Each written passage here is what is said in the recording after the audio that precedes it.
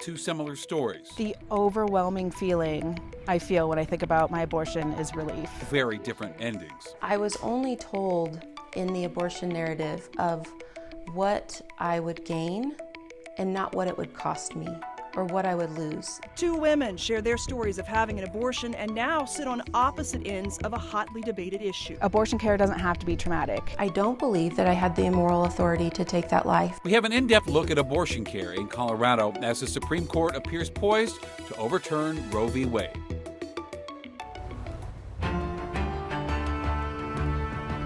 Thank you for watching Denver 7 News at 6 tonight. I'm Shannon Ogden. And I'm Jacqueline Allen. It's a polarizing issue with often very little middle ground. Tonight, we have a 360 in-depth conversation trying to find some of that middle ground on abortion. You're going to hear from two women, both who have had an abortion. Now, one now dedicates her life to fighting for the right to have an abortion, and the other regrets her decision to have that abortion, and she wishes she could go back in time. And we have 360 in-depth team coverage tonight, taking you live to protests currently happening in Denver, as well as what Coloradans need to know moving forward. All right, we begin with Colette Bordelon and the story of those two women with two very different views. Colette? Very different views on a similar story. And while the debate over access to abortion continues across the country tonight, women who have had abortions in the past are caught in the middle, and they don't always agree on the issue either.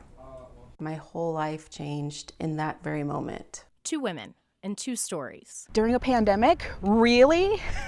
That was my first thought. Both have asked themselves lots of the same questions. All of the possibilities, all of the consequences, what would happen to my future. How much would it cost to raise a child right now? I couldn't do it. Selena Nahar was 25 when she found out she was pregnant. The overwhelming feeling I feel when I think about my abortion is relief. And Rachel Flick had an abortion at 18 years old. One of the most powerful motivators for me was fear. Even though they made the same choice, the two feel very differently looking back. I was only told in the abortion narrative of what I would gain and not what it would cost me or what I would lose. That was never part of the story. One, calling it a regret. Not just financially, but I think physically and emotionally, I would not be as healthy of a person as I am right now. While the other says it allowed her to pursue what she wanted in life. Abortion care doesn't have to be traumatic. It's societal stigma that traumatizes people. But they don't tell you what the experience of abortion will do to your heart, to your soul, to your mind. At the root of this story, the two disagree. I'm not in favor of abortion, and definitely not for a woman in my circumstances. Whether or not she regrets her decision to get an abortion, should that influence whether or not somebody else is able to make that decision for themselves? But in their words, they have for each other. I hope that she is able to have the family that she wants. Is a compassion and understanding they share. I would love the opportunity to hear her perspective. I would love to hear her experience. I would love to hold space for her. Two seats at different ends of the same table, connected by a decision that continues to divide the nation.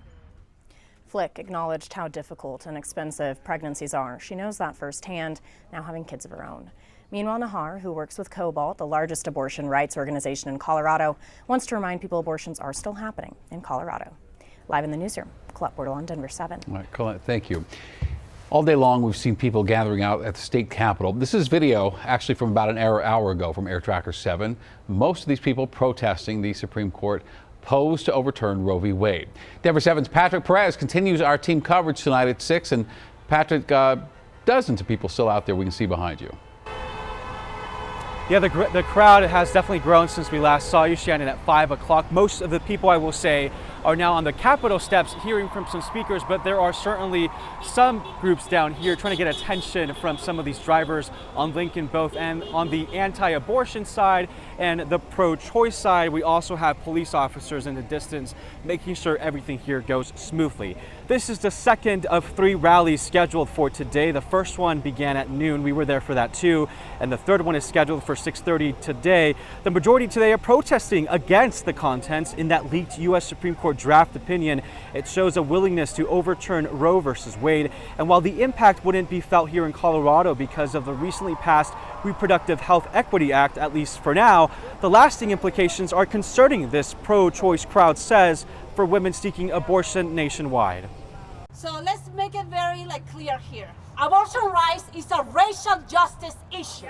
The decision hasn't even been made official yet, and we already know what it feels like in our bones. Yep. We can already see this decision for what it is. And here's another live look at this crowd. We are expecting them to eventually make their way back down here and get some more attention of these drivers on Lincoln. But no doubt, these will not be the last rallies that we see here in Denver at the state capitol as we wait to see what happens with the Supreme Court's final decision in this case. Shannon. All right, Patrick Perez at the Capitol. Thank you very much, Patrick. Colorado Congressman Doug Lamborn shares the thought of a lot of people in our state on the other side of this issue. In a statement, the Republican congressman says overturning Roe v. Wade would return the highly contentious issue of abortion back to the states for elected representatives to decide. He says returning it to the states would let at least the socially conservative states of this country regulate or prohibit it. Let's dig a little deeper into the law here in Colorado. With or without Roe v. Wade, Colorado allows abortions. That right was codified into law this legislative session, but that doesn't mean things can't change in the future. Denver 7 political reporter Megan Lopez joins us live. And Megan, you've looked into policy details and there are efforts at change on both sides. Right, so there are some short and long-term potential changes to Colorado's law when it comes to abortions. Some want even more access in the state. Others want to do away with abortions entirely. In the end, though, it will all come down to the voters. It was short, the celebration by abortion access advocates, when Governor Jared Polis signed the Reproductive Health Equity Act into law.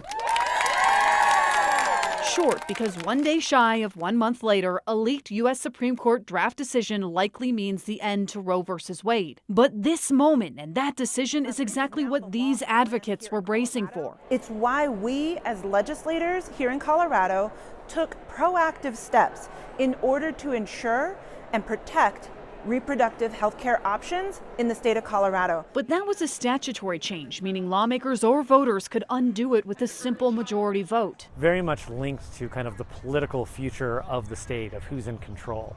So the more secure option is to move to a constitutional amendment. Which is exactly what abortion access advocates are aiming for next. Cobalt is one of a few groups working on a ballot question to codify that access into the state's constitution. It would also change the state's funding laws. In 1984, we passed an amendment that said no state funding can be used for abortions. So we really think that this is a negative issue and it needs to be fixed. But that ballot question likely won't come until 2024. This year, anti-abortion groups are working on a measure of their own for voters. Initiative 56 would ban abortions at all stages of pregnancy except for a few rare circumstances like to save a mother's life. Supporters are now in the process of collecting signatures to officially get it on the November ballot. Juliana Day. It was such a great way to assess what the feelings of the people in the state. Ran an unsuccessful 2020 ballot question to ban late-term abortions. She knows the uphill battle ahead for this year's initiative. Still, she's hopeful. This creates a lot of excitement in the pro-life community, no doubt about it. She's not sure this ballot question will be successful, but says it's about educating people. So little by little, we're changing the hearts and the minds of the people. That ballot question and the Supreme Court decision also come during an important midterm election year. There's an argument that this would mobilize both progressives and conservatives. And there's calls for Congress to act, but again, it would depend on who's in control after the midterms. So Governor Jared Polis and 16 other governors from across the country sent a letter to the leaders of Congress today urging them to pass the Women's Health Protection Act. That's a bill that was introduced in Congress last year. It's already passed the House, but it's been stuck in the Senate. The Democrats in the Senate say that they're not confident that they have the votes right now to get it passed, and some don't even want to try to change the filibuster rules really to even try to pass that. So right now, that congressional bill will stay stuck in the Senate. I'm live. Megan Lopez, Denver 7. All right, thank you, Megan. And today we spoke to Governor Polis about this issue. He says Colorado will remain a place for women to make their own choice. To me, this is always something that should be decided between a person, their doctor, their faith, and not kind of this overreach of government that decides this very intimate decision about when or how to have a family for people. And state Republicans have mostly focused on calling for the person who leaked these documents to be found and investigated. State Representative Ron Hanks says the leaker is the greatest threat to our legal system. In Colorado already you see an increase in people seeking care here from more abortion restrictive states. We spoke to 2 different women's health centers today, seeing an increase. What we're seeing is that on some days up to 20% of our patients are coming from Texas. Influx of specifically Texas patients, but we've also seen Kansas, Oklahoma, Georgia, New Mexico, Wyoming. As you heard there, Colorado has seen a steady increase of people coming from out of state seeking an abortion. Numbers from the State Department of Health show 1,500 people came from out of state in 2021 for an abortion. That number increased from 1,200 the year before. Our 360 in-depth coverage continues right now on thedenverchannel.com. There we have more reaction, as well as Chief Justice John Roberts' probe into just how this draft opinion was leaked.